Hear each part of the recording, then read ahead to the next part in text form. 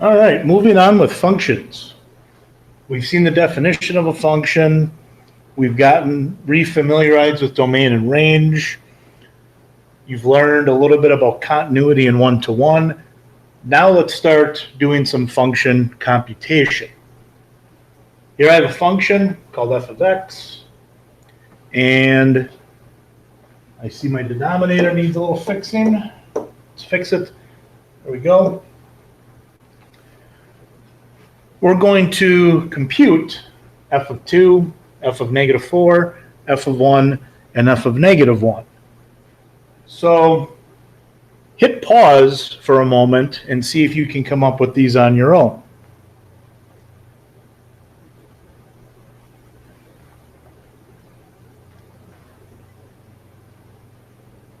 Let's see what we got. F of 2. Remember how a function is defined, or at least how I define them. Whatever is inside the parentheses here gets plugged into these three spots. Whatever's inside the parentheses gets plugged into wherever you see an x. So now I have a 2 inside the parentheses. This becomes 2 squared minus 2 minus 6 all over 2 minus 1. A little bit of arithmetic is going to give us our solution. 4 minus 2 minus 6 all over 1. We should get negative 4. F of negative 4. Same thing. Negative 4 is in the parentheses. It gets plugged into these spots. And make sure you are very careful with this. We are subtracting whatever x is. We are subtracting a negative 4. And not only that, we are squaring a negative number. So this will be positive 16 plus 4 minus 6 all over negative 5. And what we'll get here is negative 14/5. And yes, leave that as a fraction. F of 1. Now things get a little complicated. Looking at the denominator, we're going to have a problem when we plug in 1. Because you are never, ever, ever, ever, ever, ever, ever allowed to divide by 0. So here at positive 1, the function is undefined. We abbreviate that with UND. It's not no solution. It's not can't do it. It's undefined. The function has no value at that point. In other words, we have found a value that breaks the machine. If we consider this to be a function machine, this value doesn't allow the machine to work. It breaks down. We have found a value that the rule does not apply to. Remember that a function is a rule. Well, not every value is allowed to work under a rule. Sometimes it is, but in this particular case, our rule does not allow x to be 1, because that leads to a situation where we divide by 0. So we say that at x equals 1, the function is undefined. In other words, if we were to graph this, x equals 1 would be the location of an asymptote. How about negative 1? If I plug negative 1 into the denominator, I don't get 0. So we can compute this. Negative 1 squared minus 1 minus negative 1, sorry, mistake, all over negative 1 minus 1. This is going to end up being 1 plus 1 minus 6 all over -2.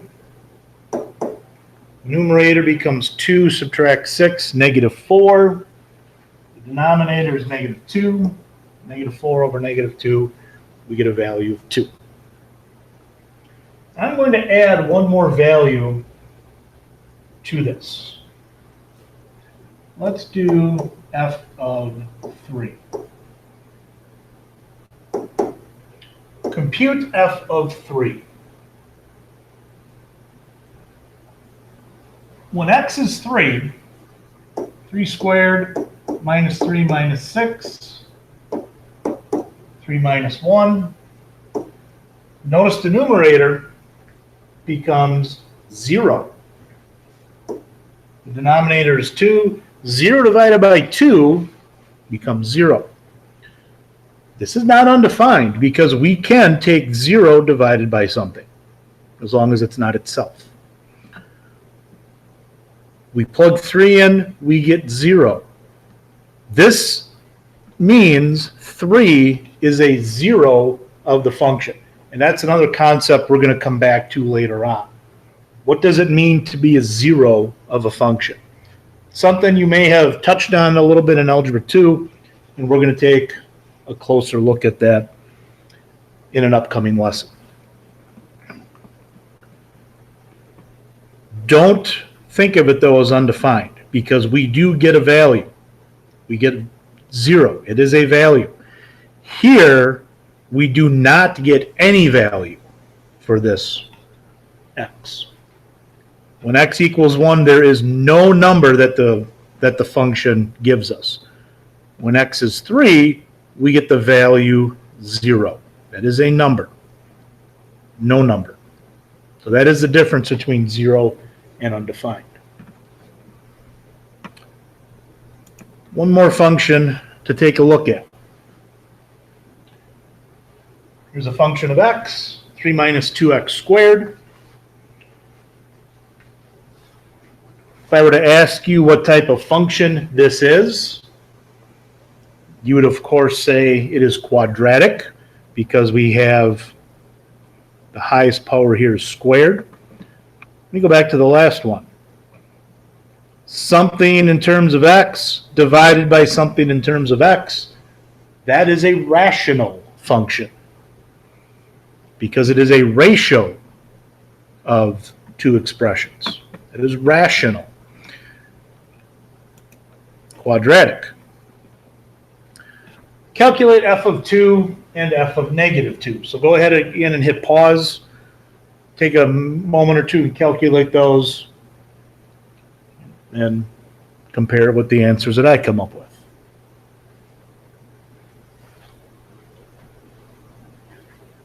F of 2 is going to be 3 minus 2 times 2 squared. 2 squared is 4, times 2 is 8. 3 minus 8 is -5. We should be able to do that pretty easily by now. F of -2, square -2, you get +4, times 2 again is 8. We got the same value. Here we have two different x's that give us the same y. That does not mean it's no longer a function. This is still a function.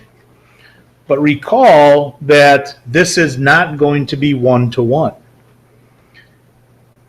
To make this not a function, these would have to be the same value. These are not the same value. This one's positive, this one's negative. They're different.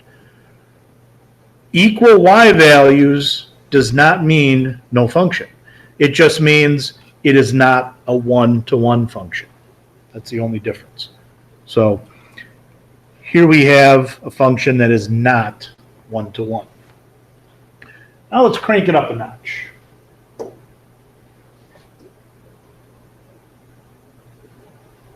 Find f of a. This is the part where people start to panic because they say, no, there's not a number anymore. It's impossible. Remind yourself how a function works. whatever is inside the parentheses, whatever is inside the parentheses gets plugged into wherever you see that same thing. Wherever I have, whatever's inside the parentheses goes wherever there's an X. So now this is inside the parentheses. That goes wherever there's an X.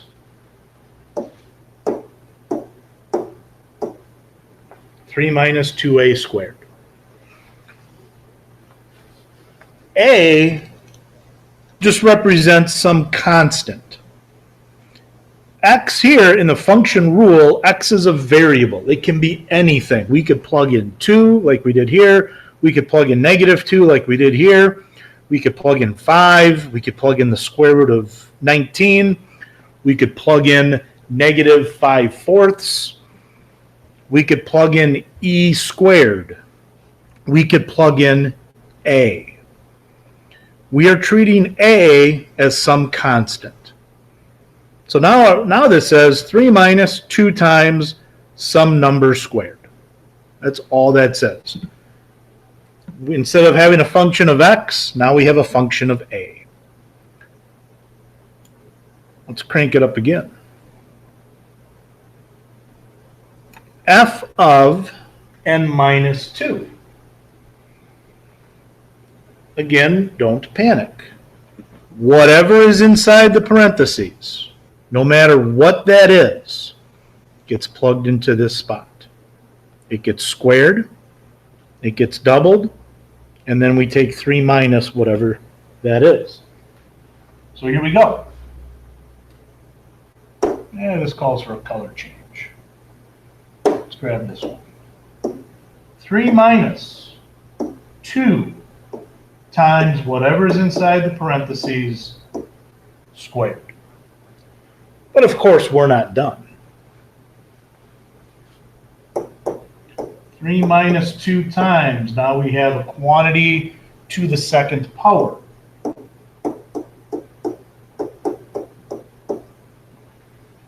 And let's finish this off. At this point in your pre-calculus career, I should not need to write down every single step. Plus 3 minus 5. So here is f of n minus 2. Negative 2n squared plus 8n minus 5.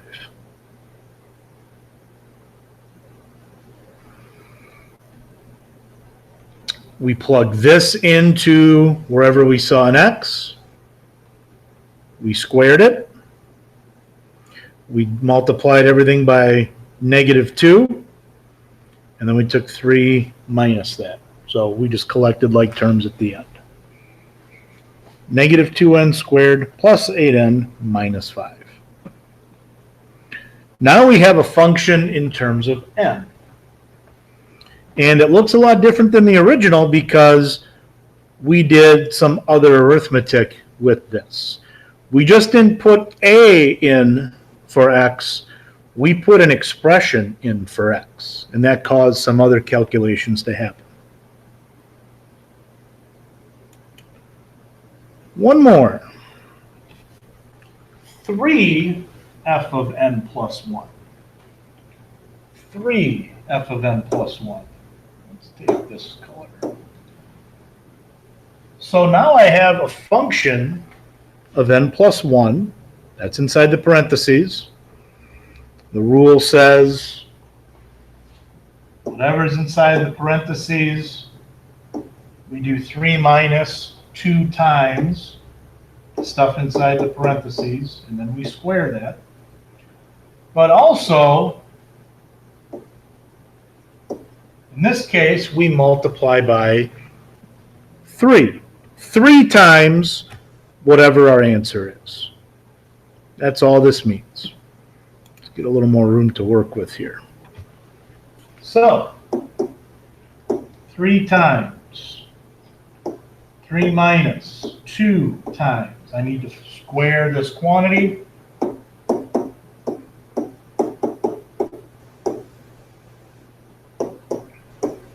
And now the rest is just basic arithmetic.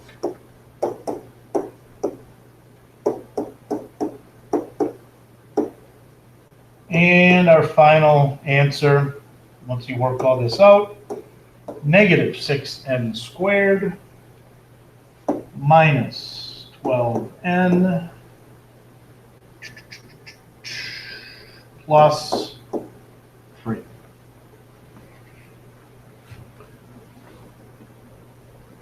That is 3 times this function. That concludes our first section on functions. Make sure you do the completion quiz and some of the practice problems and post any questions that you have.